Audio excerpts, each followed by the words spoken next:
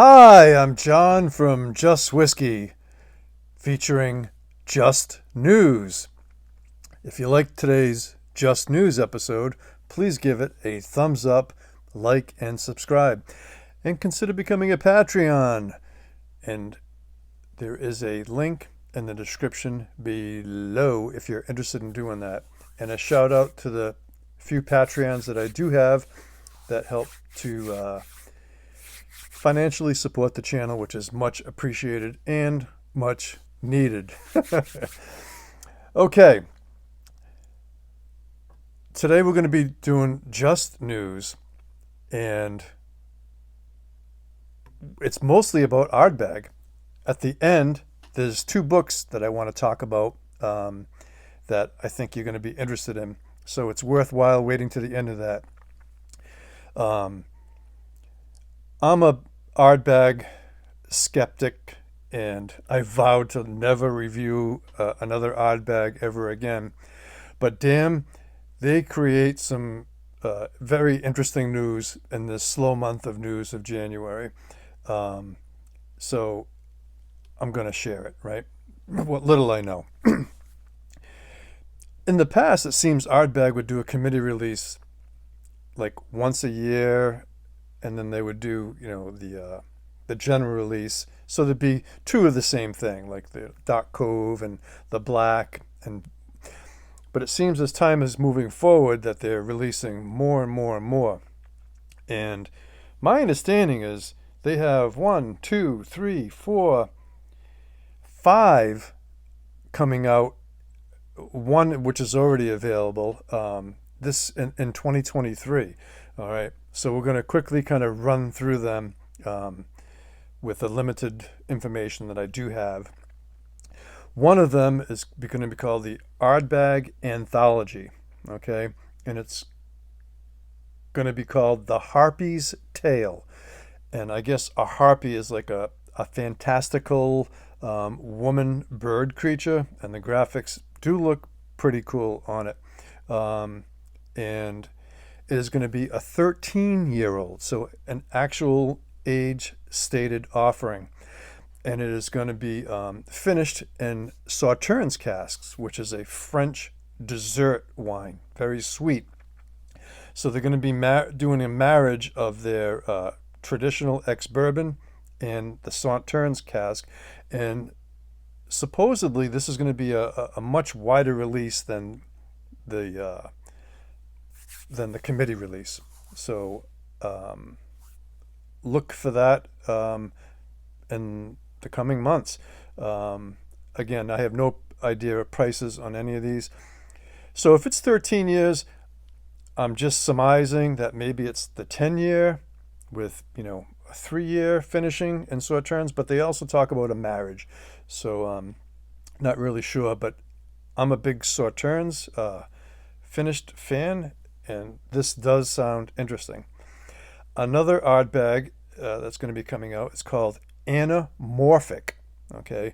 And this is going to be a committee release at 48.2% ABV, non-age stated. And what they're doing for the Ananorphic is they're removing the cask heads, okay, and to allow more exposure to the toasting.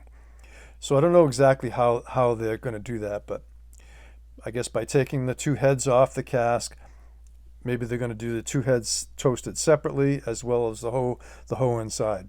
And that's going to be called Ananorphic and non-age stated. That sounds a little more on the gimmicky side, but it sounds interesting as well. Then they're also going to have an Ardbeg Heavy Vapors. It's going to be another non-age stated at 46%. And what they're doing with this is the Heavy Vapors is they're creating this by removing the Purifier from Ardbeg stills, which is supposed to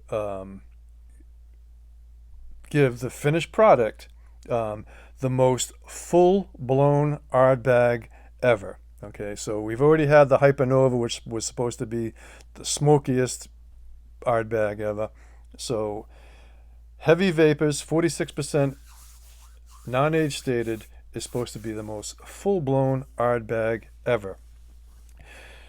And then they have the travel retail exclusive, which has been available in international airports since last fall, the fall of 2022.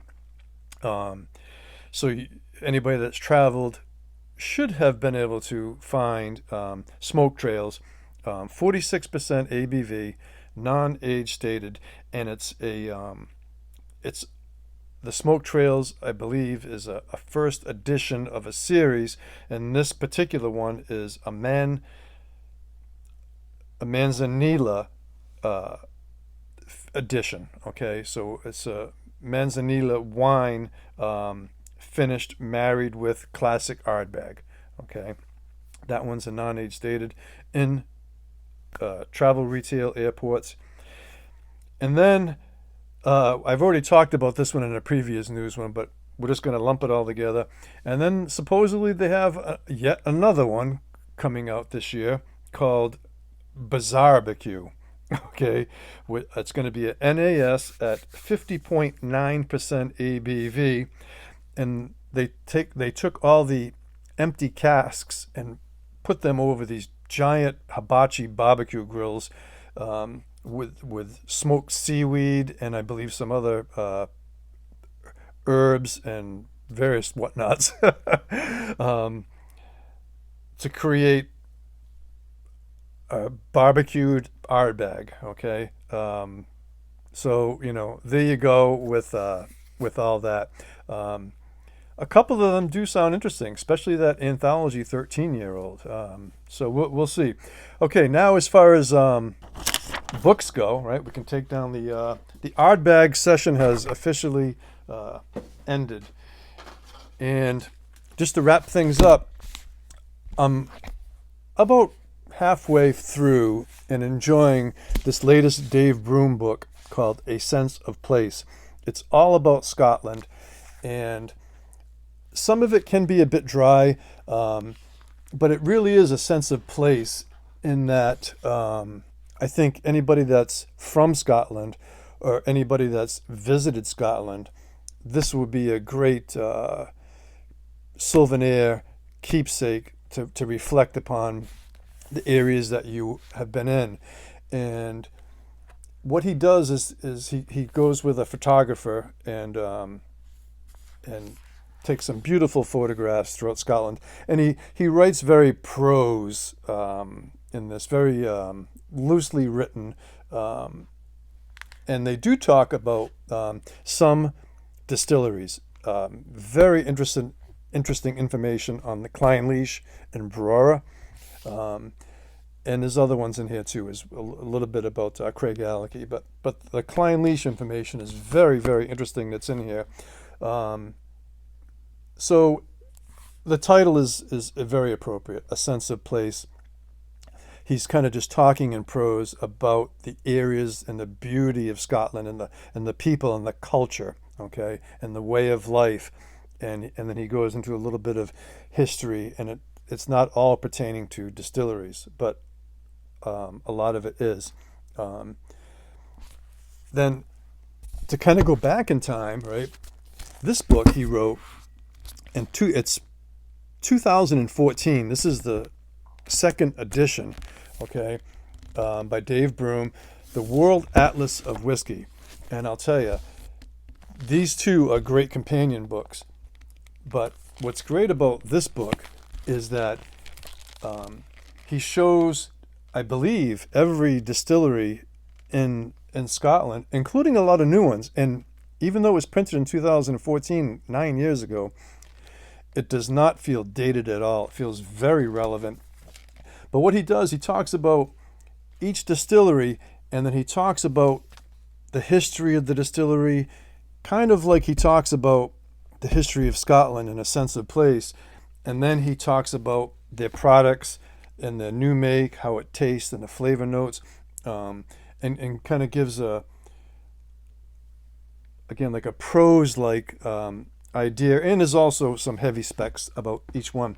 And then he also, not only is it all of Scotland, but he also goes into Irish distilleries, and as well as Japan, world whiskeys, and American single malts. Very well documented in here as well. Great pictures and great information about, I believe, every distillery, and some of the new ones. You know, he has Wolfburn is in here, just to name one. But a couple of books by David Broom, and Dave Broom is a masterful researcher and writer, and I highly recommend both the books. Right, so here, oh, my microphone tipped a little bit there. Probably made a little crackle or something, but yeah. So these two books here. This is his newest one, which came out in 2022, and this one came out in 2014. Anyway, that's the Just News for today. I hope you enjoyed it. If you did, give it a thumbs up, like, and subscribe, and consider becoming a Patreon to help financially support this channel so we can stay moving forward. And remember, folks, not only is it just news, it's just whiskey. So hats off to you all, and take care, folks.